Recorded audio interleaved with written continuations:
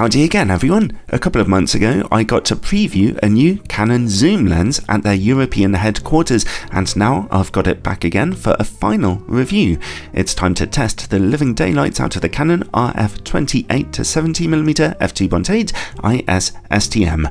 Now, Canon's cheaper full-frame kit lenses have been a little bit ropey so far, not terrible but not great either, so this new full-frame zoom lens is a mid-range offering for those who want to upgrade to something a bit more fun.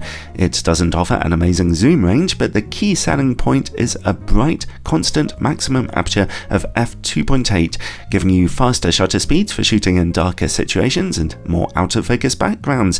This lens can even get you some nice portrait images, and it could be pretty handy for video work too.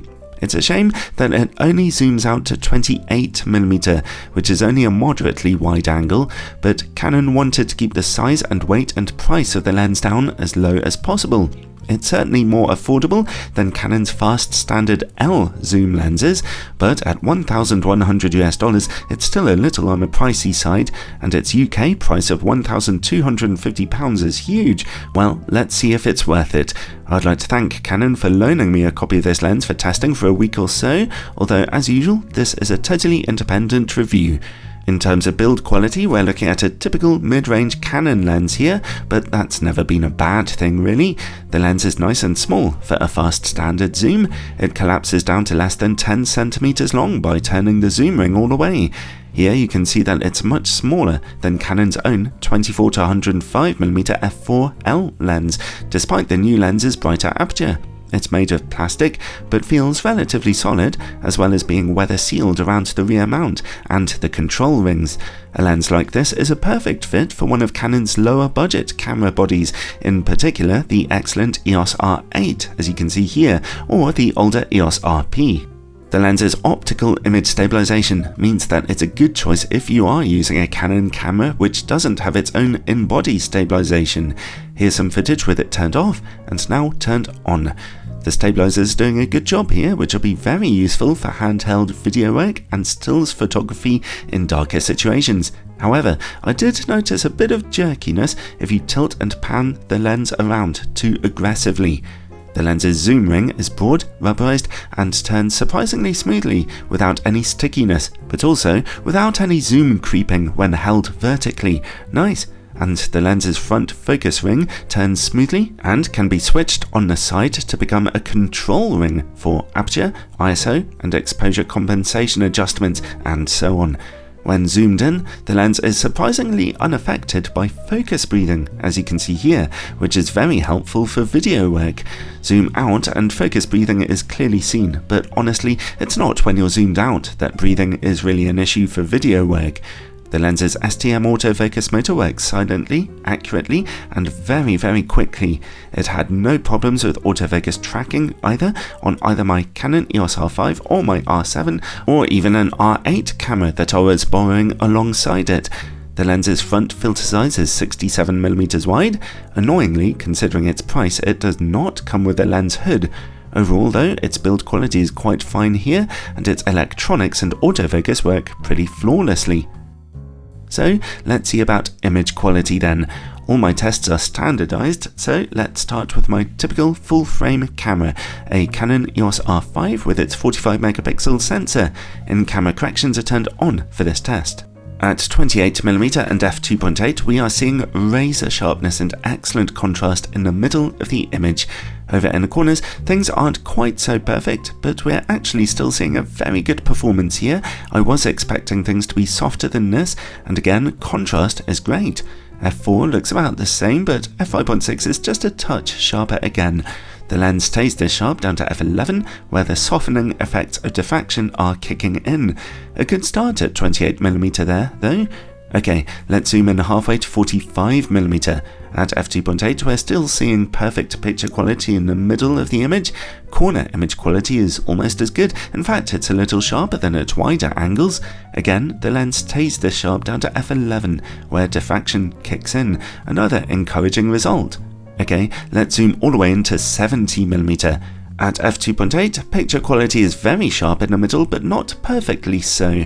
Stop down to f4 though, and razor sharpness returns to the middle. Anyway, let's flip back to f2.8. Over in the corners, unfortunately, we finally see a weak point. The corners are soft, and on this copy of the lens, it stayed soft down to f5.6. However, at f8 and f11, we see a small improvement in those corners.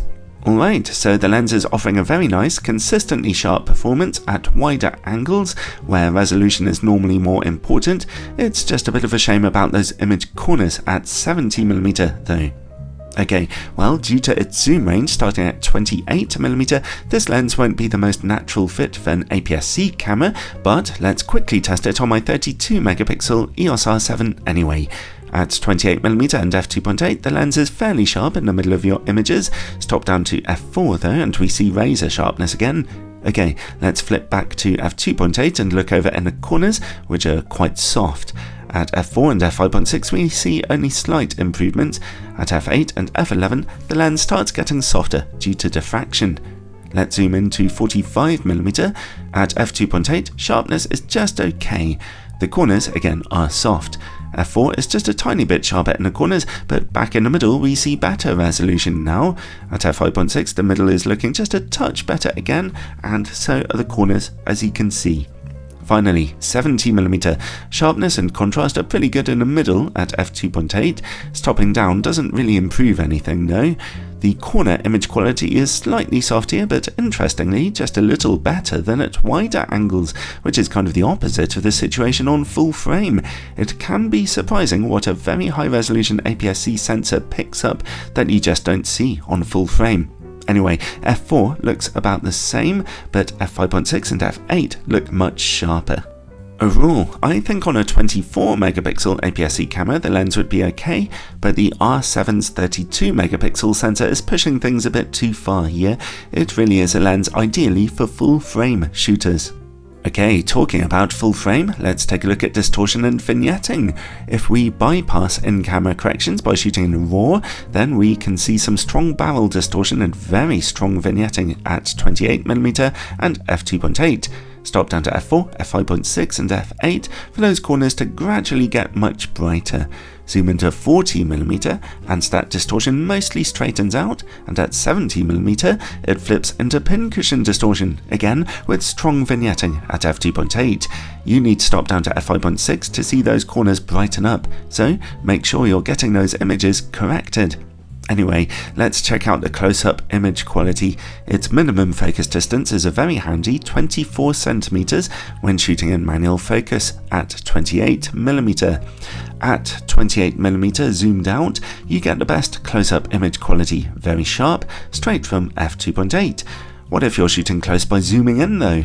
Well, at 70mm, picture quality is a bit soft at f2.8, but stop down to f4 and everything sharpens up again, so that's a good performance. Let's see how the lens works against bright light. At wider angles, it's just an average performance for a modern lens. Quite a few flecks of flaring stretch away from your light source here. Zoom in and the problem is reduced. Contrast remains good. And while we're working in the dark, let's take a look for coma and sun stars. More good news here. At f2.8, any kind of smearing on bright points of light in the corners is almost invisible, and at f4 it's totally gone. If we zoom out again, we can see that already at f4, some very narrow sun stars are beginning to emerge. They get a touch stronger at f8, but at f11 they become pretty mighty. At f16 and f22 they become enormous, so that's pretty nice to see really. Next, bokeh. Good news again, the lens's out of focus backgrounds look mostly very lovely and soft. Here are some specular highlights for you. They can have a very subtle substructure pattern to them, but it's barely noticeable really. And finally, related to bokeh comes longitudinal chromatic aberration. At f2.8 it's very strong, as you can see. It's still there a bit at f4, but stop down to f5.6 and it's more or less gone. Overall, well, can I be completely honest with you? before getting a better chance to handle this lens, I was disinclined to like the thing. Its price of over £1,000 bothered me, and when I tried an early production copy I wasn't immediately convinced with its image quality. But I'm glad I held back from judging it at the time, because now that I've handled it a bit more, I can see how fun it is to use. With its small size, lightweight and bright aperture, and in my standardized tests, the lens turned out to be very nice and sharp, with no real image quality problems, except some corner softness at 70mm. It's actually very enjoyable to use, offering good results. I still feel it really needed to come in at that magic price point of under $1,000 though. Users of smaller Canon cameras, especially the EOS R5, will be delighted with this as a zoom lens, but bear in mind, for a similar price, you could get these 3 excellent Canon prime lenses instead, which could offer you better photographic possibilities and get your creativity pumping even further. Zoom lens or prime lenses? A question for the ages, surely. Well, that's up to you, so enjoy making up your mind.